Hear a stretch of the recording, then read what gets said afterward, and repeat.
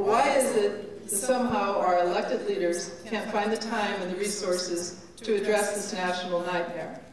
But they can find the time to enact a bill written by the credit card companies to make it harder for people facing financial ruin to declare bankruptcy.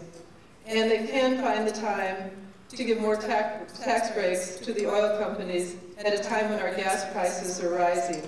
And they find the time to pass a Medicare bill whose primary function seems to be to further enrich the HMOs and the drug companies. And they always have the time to deregulate the banking, securities, insurance, energy, transportation, telecommunications industries, fostering a new era of corporate malfeasance. And they're very, very busy trying to privatize our retirement security. They would like for us to believe that they are powerful compared to us and that we are not powerful. Last year, we shined a spotlight on the corruption of our political system. But as Jack Abramoff, Tom DeLay, and Duke Cunningham have made abundantly clear, the problem is not just Arnold Schwarzenegger.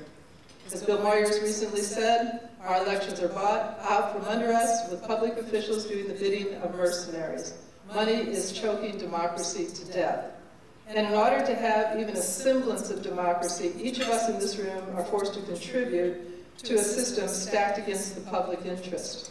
It's time for all of us to participate in reversing these disgraceful priorities and disrupt the cycle of corruption that fosters this system. The nurses of the California Nurses Association learned a lifetime lesson last year in battling Arnold Schwarzenegger. They learned up close and very personal that the political context that undermines their patients' health each day of their working lives will continue unless they step up. Daily, they observe their patients diagnosed with diseases who cannot afford medications necessary to treat their illness.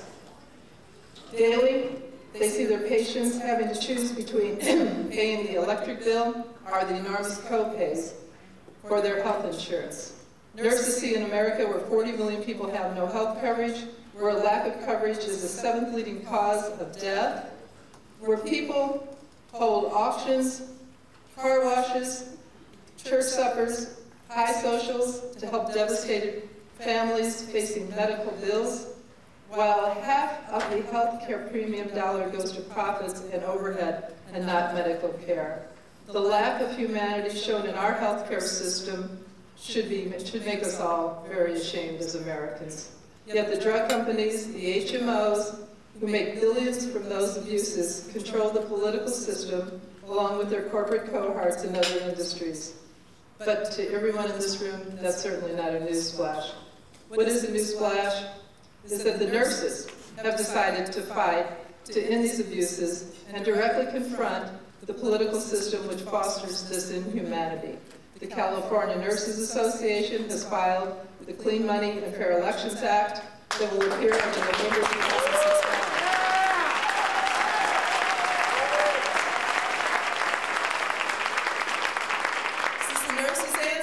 to systemically cleaning up Sacramento. The ballot initiative lets state politicians voluntarily receive public funds for running for election rather than put themselves up for sale to the highest paid lobbyists and wealthiest fundraisers. It also says corporations participating in the initiative process would have strict limits on how much money they can give. In Maine, in Arizona, and Connecticut, the same public financing reform is already cleaning up the state house. If we don't claim ownership of our electoral system, the corporations will continue to poison our politics and poison our democracy. And it will continue to be virtually impossible to achieve the reforms that we so desperately need: an overhaul of our inhumane healthcare system, a living wage for everyone, secure funding for our schools, ensuring everyone can retire with dignity. The nurses want to clean up politics in November of 2006 because we have to clean up the healthcare system at the ballot box in 2008. And we need to limit, in order to get there, we have to limit the HMO and drug companies' control over the government and initiative process if we're going to succeed. In the 1990s, side by side with the Foundation, FTCR, and with Ralph Nader, who, by the way, I truly miss. I just want you to know, I mean, I love Ralph Nader, and we need Ralph Nader. We need all the Ralph Naders out there in the world.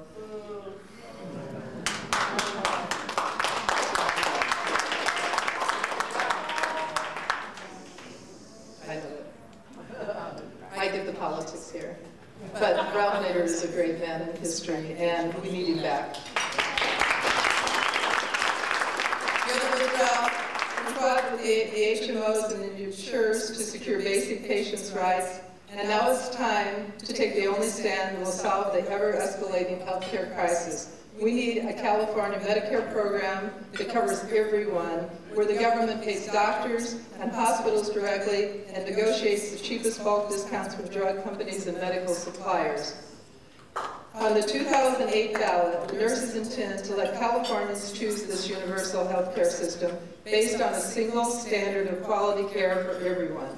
This is an ambitious vision, we know that. But tonight, nights like tonight, are where dreams really begin and where they blossom. I mean, just look at what happened last year after Warren's speech, right? We can do to the HMOs and the drug companies and other industries that buy our government what we did to Arnold. We can humble them. Working people build this country.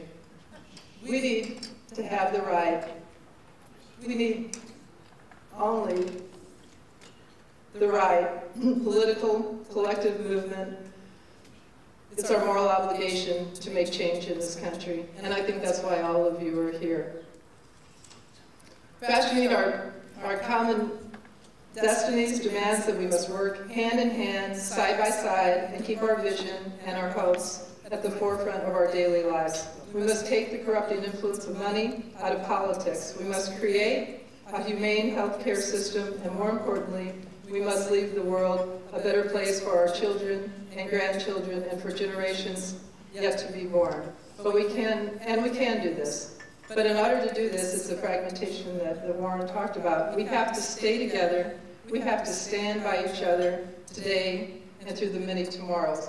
The nurses, the teachers, the firefighters, the attorneys, the consumers, wherever they are, the progressives in Hollywood, the labor movement, all good people really do have to come together at this point in time. J.V., Harvey, Doug, Jerry, you are really the real deal. You're long-distance runners.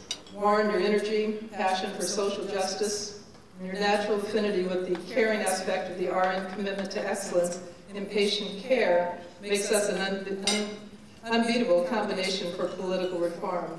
There are so many friends in this room tonight, many, and many of us go way, way back, many that are unsung heroes. With all my heart, I want to thank you for the work that you do. Your activism and your courage is a beacon that shines a light on a better and more profound and hopeful tomorrow. Thank you so much for this recognition.